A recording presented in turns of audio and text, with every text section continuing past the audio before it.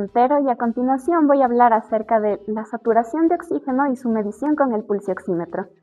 Este es un dispositivo médico que va a ser utilizado para medir la saturación de oxígeno en sangre arterial específicamente de forma no invasiva.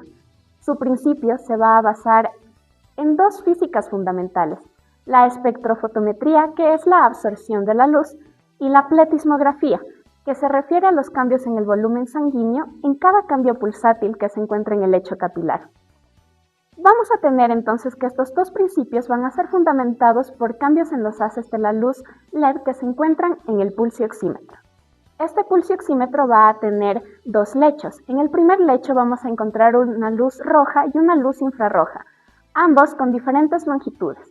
La luz roja de 600 nanómetros y la luz infrarroja de 940 nanómetros.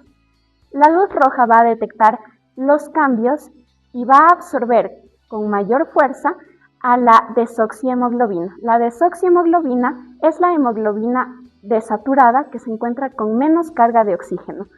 Y por otro lado tenemos la luz infrarroja que va a absorber con mayor fuerza a la oxihemoglobina, que es una hemoglobina que en su lugar está saturada con oxígeno y que va a tener mayor carga en la sangre arterial.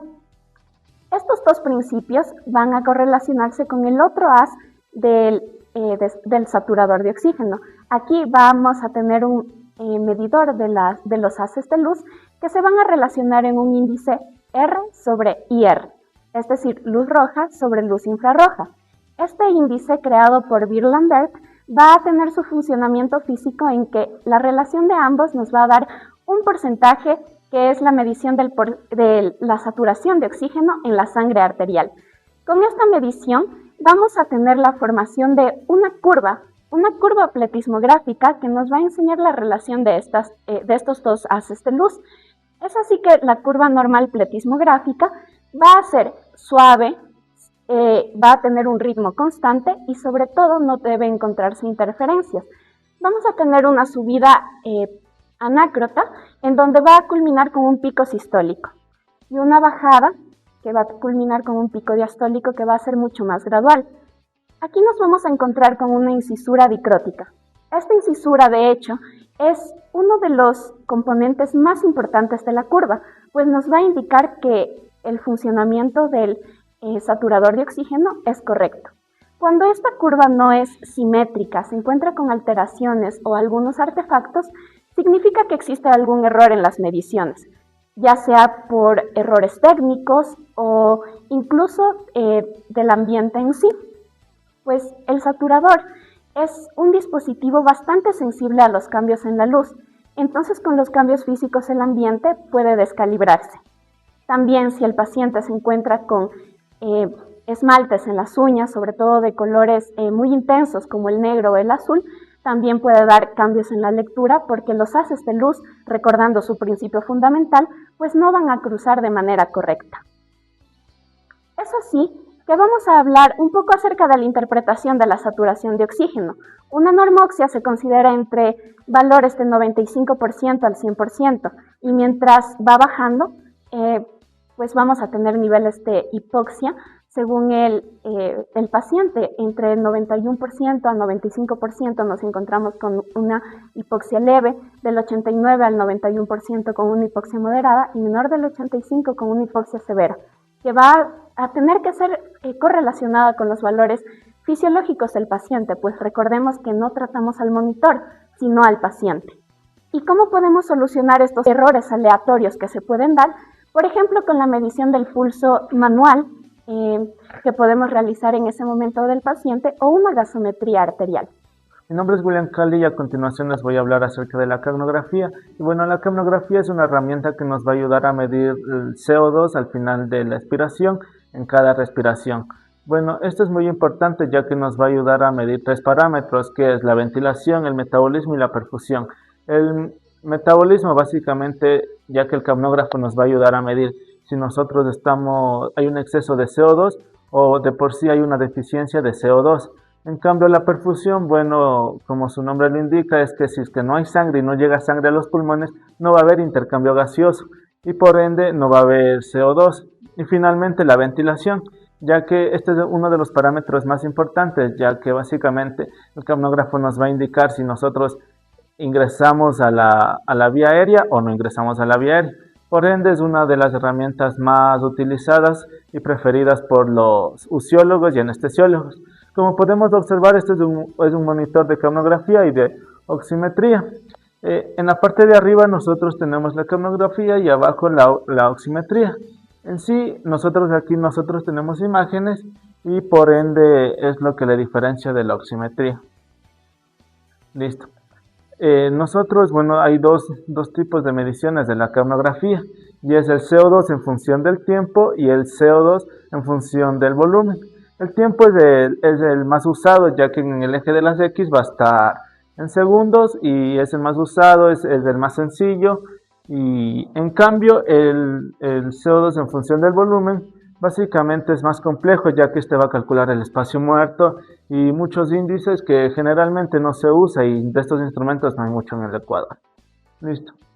Ahora bien, sabiendo esto, nosotros debemos tener en cuenta las diferencias entre capnografía y capnometría. La capnometría básicamente solo nos va a decir el valor del CO2, en cambio la capnografía nos va a decir el valor del CO2 y las imágenes y de cómo se funciona la concentración de CO2 en función del tiempo o del volumen. Tener en cuenta que el valor del CO2 en milímetros de mercurio es de 35 a 45, y este va a diferir de los valores de CO2 en la sangre de 2 a 5 milímetros de mercurio. Listo. A continuación les voy a hablar acerca de que nosotros vamos a poder observar en las curvas de la capnografía. Y bueno, básicamente nosotros vamos a constar de 3 fases. Y es la fase 1, que como nosotros podemos observar está en 0. Y básicamente esto significa que el aire está en el espacio muerto, o sea, es donde no ocurre el intercambio gaseoso. En cambio, en la fase 2, que nosotros podemos observar que sube los niveles de CO2, es que básicamente aquí es donde ya se intercambia el aire con el CO2. Finalmente tenemos la meseta o la fase 3, que básicamente lo único que nos importa es que al final vamos a tener la presión de CO2 al final de la expiración, que esto es lo que nos va a dar los valores. Y finalmente es la inspiración, que de nuevo va a regresar a 0 para que vuelva a darse otra respiración. Listo. Sabiendo esto, teniendo como preámbulo esto, bueno, nosotros ya sabemos que una curva normal es media cuadrada. Una intubación esofágica, bueno, como nosotros llegamos al esófago, los valores nos van a dar 0, entonces nosotros no vamos a tener este cuadradito normal.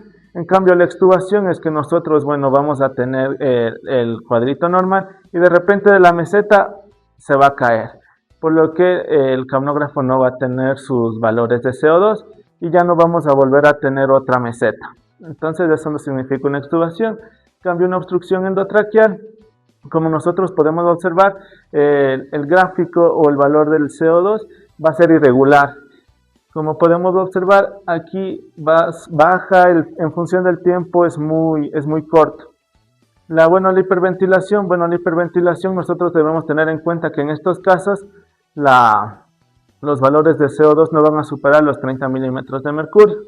Entonces, por ende, nosotros vamos a observar que los gráficos son más acortados entre sí, y a medida que nosotros vamos hiperventilando, o sea, vamos eliminando más CO2, la meseta va disminuyendo. Caso contrario con la hipoventilación, que la meseta se prolonga y en función del tiempo, mientras más respiraciones vamos, como estamos hipoventilando, el CO2 se nos va a ir acumulando y por eso la meseta va a ir subiendo.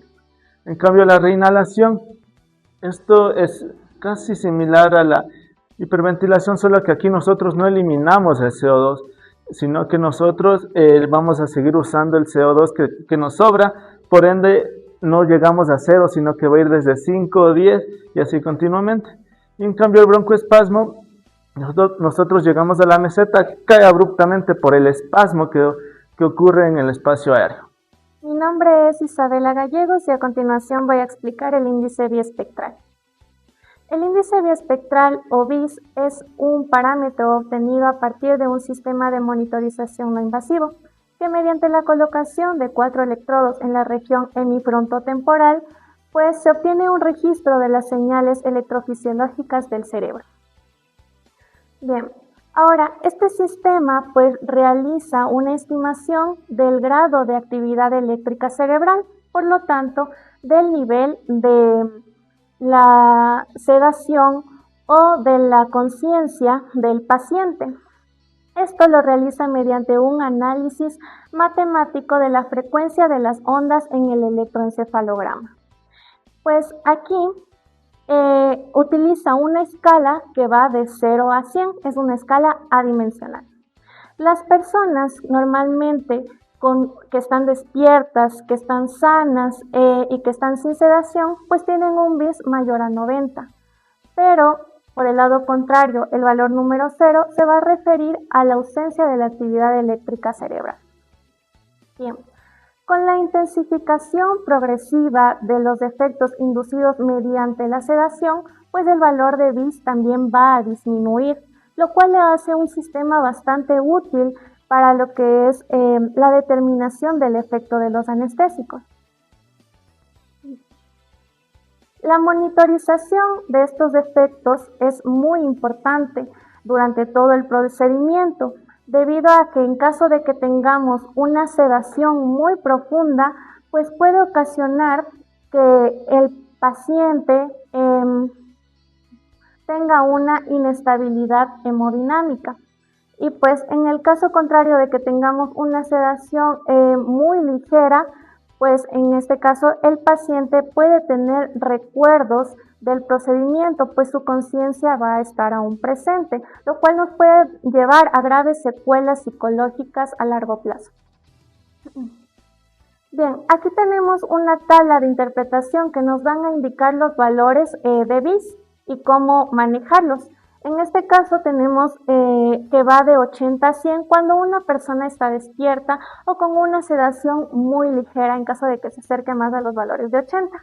En caso de que vaya de 60 a 80, pues ya tenemos una sedación moderada. Cuando va de 40 a 60 tenemos una sedación profunda, menos de 40 una sedación muy profunda y ya cuando está en 0, como les mencioné, es una supresión del electroencefalograma, es decir, ausencia de actividad cerebral. En caso de que quisiéramos mantenernos en un rango adecuado, es la sedación profunda de 40 a 60. Bien, pues este sistema está compuesto de un monitor, de un cable de adaptación y de un sensor. Esto se lo va a colocar de la siguiente manera. Aquí tenemos que para el correcto procedimiento es necesario que limpiemos y sequemos la frente del paciente para que los sensores se puedan adherir correctamente. Luego vamos a colocar el monitor en la cabecera del paciente, vamos a sacar el sensor de su envase y pues lo vamos a colocar diagonal en la frente del paciente según las instrucciones del fabricador. ¿Cómo se van a colocar los electrodos? El número 1 se va a colocar en la línea media del frontal, justo de 3 a 5 centímetros por encima del puente nasal. El número 2 va a ser correlacional a este. El número 3, en cambio, que es el de aquí, se va a colocar en la región temporal, justo en el ángulo, entre el ángulo del externo del ojo y pues el nacimiento del cabello. Hay que tener un especial cuidado con este electrodo porque aquí no debemos colocarlo por encima de la arteria temporal debido a que nos puede producir artefactos y hacer que pues las señales no se transmitan correctamente como debería ser. Y pues el electrodo número 4 va a colocarse superior al tercio distal de la ceja. Una vez que estén colocados estos correctamente hay que presionar sus bordes y pues durante 5 segundos hay que presionar el electrodo 1, 2, 3 y 4. Ya.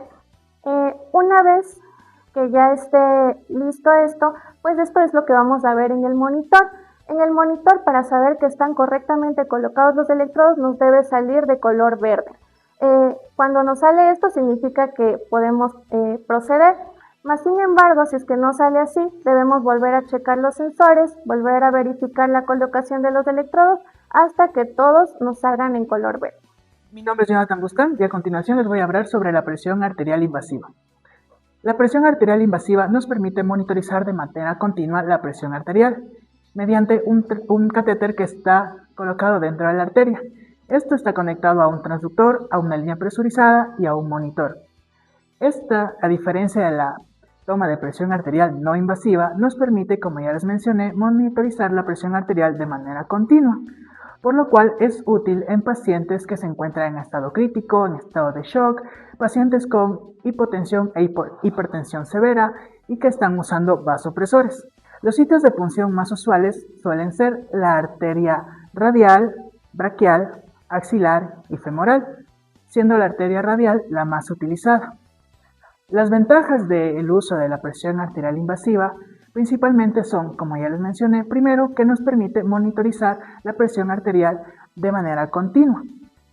Además, también nos permite valorar la presión arterial mediante ondas, las cuales podemos interpretar de acuerdo a su morfología, ya que éstas nos administran información sobre el flujo sanguíneo y la resistencia vascular.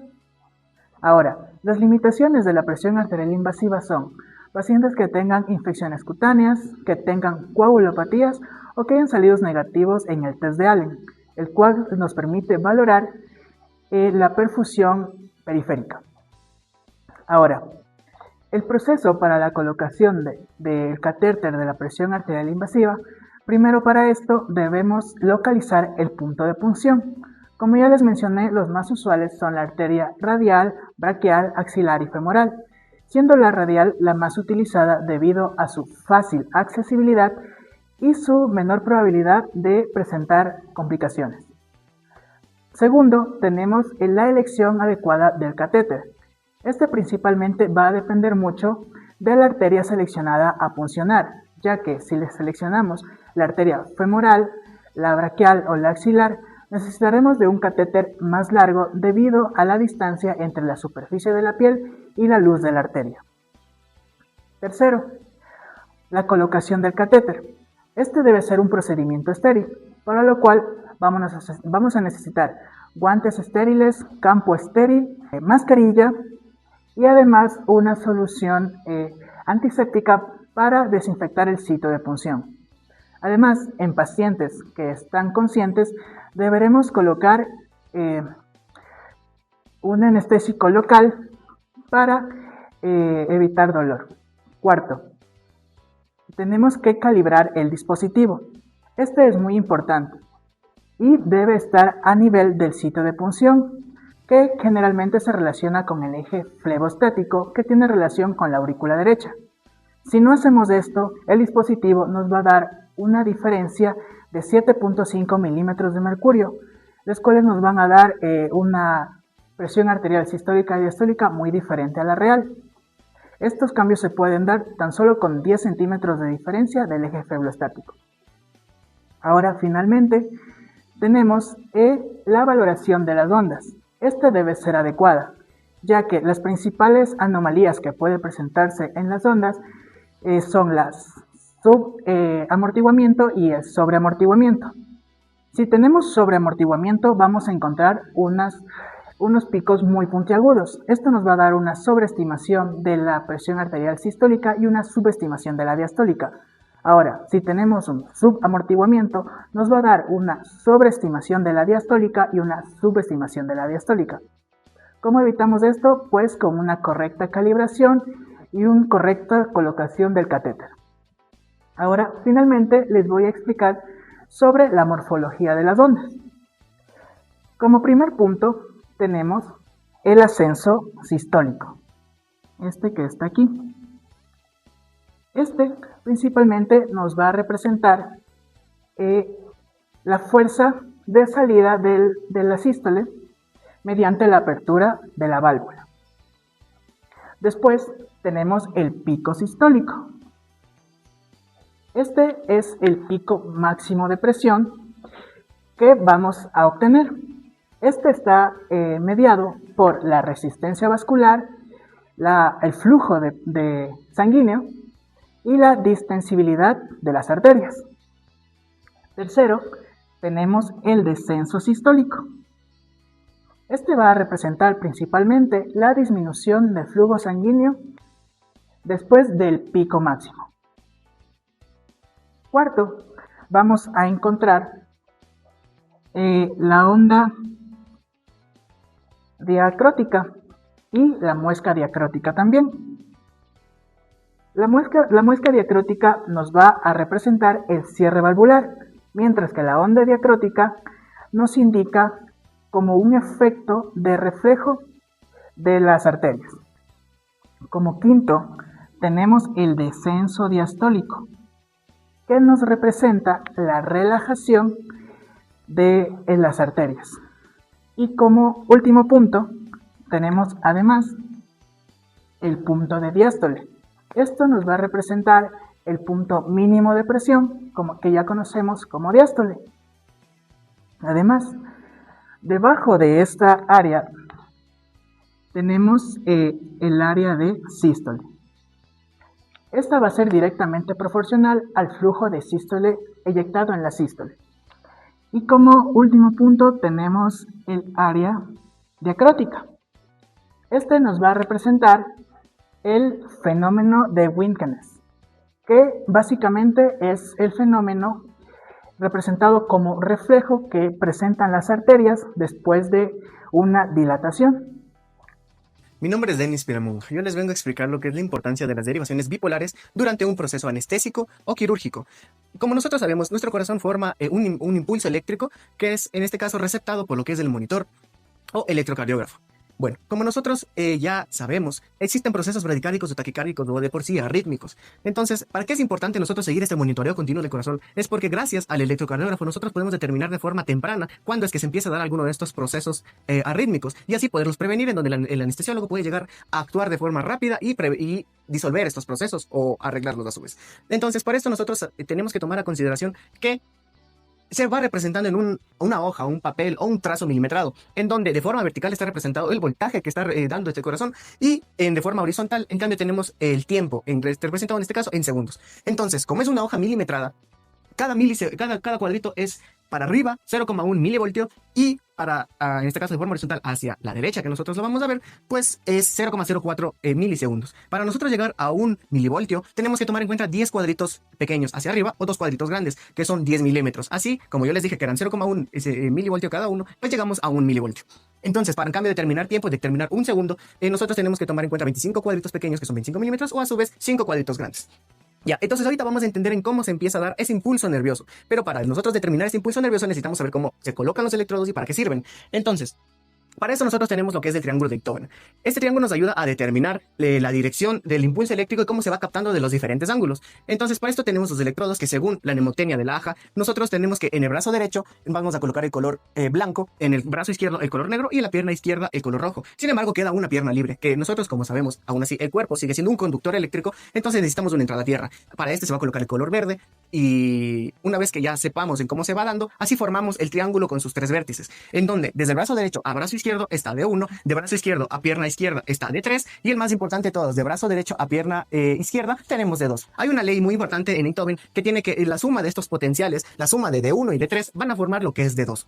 ¿Por qué es importante de 2 largos? En este caso, porque este va a coincidir con la dirección de eléctrica cardíaca. Esto para ayudarnos a determinar si es que existe algún proceso arrítmico, debido a que es la forma más rápida de poder nosotros trazar y de forma más segura la onda P, el complejo QRS, pero sin embargo esto les voy a hablar más adelante. Tenemos que tomar a consideración que en un proceso anestésico no tomamos las 12 derivaciones que se dan tranquilamente en un electrocardiograma, sino que solo tenemos de 1, de 2 y de 3, por lo que nosotros colocamos estos electrodos más no las ventosas para poder determinar de B1 a B6. Entonces, ahora para entender cómo se forma este impulso eléctrico, tengo un modelo 3D de cómo podemos ver el corazón, en donde todo el impulso comienza desde el nódulo sinusal. Este impulso va desde la aurícula derecha hacia la aurícula izquierda, bajando hacia el haz de His y subdividiéndose en dos subramas que son las fibras de Purkinje. Entonces, como empieza el impulso eléctrico desde acá, aquí vamos a tener la despolarización de las aurículas. Cuando baja el impulso y empieza a llegar hasta el haz de His, pasando lo que es el nódulo auriculoventricular, aquí empieza la despolarización de los ventrículos. Y cuando ya baja hasta el ápex del corazón y vuelve de sí mismo de abajo para arriba, aquí empieza la repolarización. Esto es muy importante porque cuando ya se cumple todo este proceso, tiene que haber si es un proceso de repolarización para que este proceso se vuelva a reiniciar. Entonces, una vez ya visto cómo se va dando ese impulso eléctrico, sabemos que este se va a ir formando en lo que es el trazado que va a empezarse a ver en el electrocardiograma. Entonces, como yo les expliqué anteriormente, lo que empieza desde el nódulo sinusal, siendo la onda P, siendo la despolarización de las aurículas, tenemos que subdividirlo en dos partes. La primera parte de la onda P, que es la despolarización o esa chispa que empieza desde el nódulo sinusal de la aurícula derecha, pasando hasta la segunda parte de la onda P, que es de la aurícula izquierda. Asimismo, cuando ya baja ese impulso nervioso, se empieza a formar el complejo QRS, en donde empieza la despolarización ventricular y en la repolarización, lo que es del ápex por las fibras de Purkinje, se empieza a formar la onda T. Listo. Una vez que nosotros sepamos esto, pues vemos que ya se empieza a trazar en la hoja milimetrada que les expliqué anteriormente, en donde ya sabíamos, pues, el impulso eléctrico en voltaje y en segundos. ¿Para qué es importante saber los segundos? Porque tenemos que tener en cuenta que el corazón tiene que ser rítmico, donde hay intervalos entre cada uno de estos impulsos, que son el intervalo entre R y R. ¿Para qué es importante esto? Porque si es que llegamos a tener algún tipo de arritmia en donde estos intervalos no son iguales, los vamos a ir determinando, en donde les dije que habían dos polos opuestos, que son las bradiarritmias y las taquiarritmias. Entre las bradiarritmias tenemos los bloqueos auriculoventriculares y en las taquiarritmias, pues, tenemos lo que son fibrilaciones, flutters, taquicardias, sean supraventriculares, sean sinusales, taquicardias ventriculares, y en las bradiarritmias también acabo de mencionar lo que son bloqueos auriculoventriculares, que se pueden ser de primero, segundo, hasta tercer grado. Entonces, para concluir, ¿por qué es tan importante estas derivaciones? Porque nosotros tenemos que mantener un monitoreo continuo, más no para intentar dar un diagnóstico al paciente en ese rato, sino para intentar evitar lo que son estas diferentes arritmias. Y una vez que nosotros los detectamos a tiempo, así el anestesiólogo pueda resolverlas y que el paciente no entre en complicaciones durante el procedimiento quirúrgico o anestésico. Mi nombre es Estefanita, le voy a dar a conocer sobre la monitorización de la relajación neuromuscular. En la anestesia general se van a aplicar lo que son los bloqueantes neuromusculares para generar una intubación endotraqueal exitosa, así como una relajación muscular durante los procedimientos quirúrgicos. Sin embargo, lo que es en la mayor parte de estos medicamentos van a desencadenar lo que es un bloqueo neuromuscular residual, provocando un compromiso para el estado del paciente al generar una parálisis respiratoria. Es por ello que se utilizan lo que son dispositivos como los estimuladores neuromusculares, que van a aplicar lo que son contracciones eléctricas a nivel del nervio periférico y desencadenarán una respuesta muscular. Los principales beneficios que tenemos de estos estimuladores vendrían a ser: permite evaluar el grado de bloqueo neuromuscular, también te permite ver si es que el paciente puede ser extubado, si es que necesita un ajuste de dosis o si es que existe un bloqueo neuromuscular residual. Dentro de los instrumentos que se utilizan son los estimuladores neuromusculares periféricos, en el cual destaca el TOF Watch SX. En este dispositivo nosotros podemos encontrar lo que es una pantalla, lo que vendrían a ser los patrones de respuesta, también lo que es la intensidad a la cual se va a ir generando las contracciones eléctricas, y cuenta con lo que son dos electrodos, uno positivo y uno negativo. Generalmente el negativo es de color negro y el positivo de color blanco. Este dispositivo va a contar con lo que es el acelerómetro, que es el que se va a colocar a nivel del dedo pulgar, en donde va a desencadenar lo que vendría a ser la contracción muscular. Ahora bien, este dispositivo cumple dos funciones. La primera vendría a ser dar la contracción eléctrica a nivel del nervio periférico, y la segunda que permite medir estas contracciones musculares. Ahora bien, ¿cómo es que se van a aplicar este instrumento? Bueno, este monitor va a aplicarse los electrodos. El primer electrodo, que es el electrodo negativo, se va a colocar a nivel de lo que es el recorrido del nervio cubital, que es el más utilizado. ¿Por qué? Porque este prácticamente va a permitir que se genere la despolarización de las fibras nerviosas y posteriormente el potencial lesión. El segundo electrodo, que es el positivo, se va a colocar más próximo y es el que va a terminar el ciclo eléctrico. Entre estos dos electrodos debe haber una distancia entre 4 a 5 centímetros, porque si es que estos llegan a ser demasiados juntos, pues se va a perder la estimulación y las fibras nerviosas no van a poder despolarizarse. Ahora bien, la otra de las partes que nosotros tenemos es el acelerómetro, el cual se va a colocar a nivel del dedo pulgar. Una vez que ya hayamos colocado todas estas partes del monitor, pues procedemos a colocar lo que es una cinta adhesiva para inmovilizar a la mano y se dejará libre el dedo pulgar, ya que se va a generarse en las contracciones. Bueno, una vez que nosotros ya colocamos todos estos aparatos, vamos a empezar a prender el equipo y vamos a calibrarlo. ¿Cómo vamos a hacer esto? Pues vamos a ir aumentando las intensidades. Al inicio va a haber una baja intensidad del impulso eléctrico. Esta baja intensidad al principio no va a generar que todas las fibras nerviosas se lleguen a despolarizar, por lo tanto la respuesta muscular va a ser muy leve o incluso inexistente. Pero a medida que vayamos aumentando lo que son las intensidades, vamos a ir viendo que los axones de los axones motores que se encuentran en el nervio cubital pues se van a ir empezando a contraer. Ahora bien, esto se va a hacer hasta que se encuentre el patrón máximo de contracción muscular. A esta intensidad que se logró localizar vamos a aumentar una intensidad denominada como la estimulación supramáxima. Esto para asegurar que el 100% de las fibras nerviosas se lleguen a estimular. Generalmente va a variar entre 4 a 60 miliamperios. Posterior a que ya hayamos calibrado lo que es el equipo, nosotros vamos ya a colocar lo que es el bloqueante neuromuscular, en donde veremos que a pesar de que el nervio sigue recibiendo estas estimulaciones, la contracción muscular no se va a generar. Y esto podemos estar 100% seguros que es debido al mecanismo de acción que está empezando a generar el bloqueante neuromuscular y no porque la fibra nerviosa pues no tiene el impulso necesario. Ahora bien, también tenemos lo que son patrones de respuesta que nosotros debemos ya aquí pues escoger cuál usaremos, como el train of thought o la estimulación tetánica. Estos parámetros y estos patrones pues les voy a explicar posteriormente. Ahora, los electrodos no solamente se van a emplear a nivel del nervio cubital, sino que también tenemos dos otros nervios, como por ejemplo el nervio facial y el nervio tibial posterior. El nervio facial se va a aplicar igual, ambos casos se aplicarán cuando los nervios a nivel de los miembros superiores no se logren utilizar. Un dato importante a destacar del nervio facial es que prácticamente estos nos mencionaba que no eran de mucha utilidad para poder ver el grado de relajación muscular que tenía el paciente cuando ya comienza a recuperar su funcionalidad, porque los músculos faciales se recuperan mucho más antes que los músculos respiratorios, por lo tanto podría ser que nosotros pensemos que el paciente ya se puede extubar, caso que no es. Ahora bien, en cuanto a lo que son los patrones de respuesta, nosotros tenemos diferentes tipos, pero entre ellos los más importantes es el train of thought. Ya, este parámetro de respuesta va a generar 4 estímulos eléctricos, los cuales van a tener una intensidad de 2 Hz. Estos se van a ir colocando o se van a ir dando después de 0,5 segundos, como podemos observar en la imagen. Primero pasan los 0,5 segundos y vamos a generar lo que es una estimulación eléctrica, dándonos como consecuencia 4 contracciones musculares, T1, T2, T3 y T4. Ahora bien, nos mencionaba que aquí para nosotros poder ver el grado de relajación muscular mediante este patrón, nosotros vamos a ver que al inicio nosotros tenemos lo que son las contracciones musculares en su totalidad al 100%. Y esto medimos mediante la relación del train of thought, midiendo lo que es la última contracción, que es la T4, dividida para la primera contracción, que es T1. Ahora bien, una vez que nosotros pues se coloca ya el bloqueante neuromuscular, ya sea despolarizante como el succinilcolina o el no despolarizante como el rocuronium, nosotros vamos a tener diferentes pues gráficas.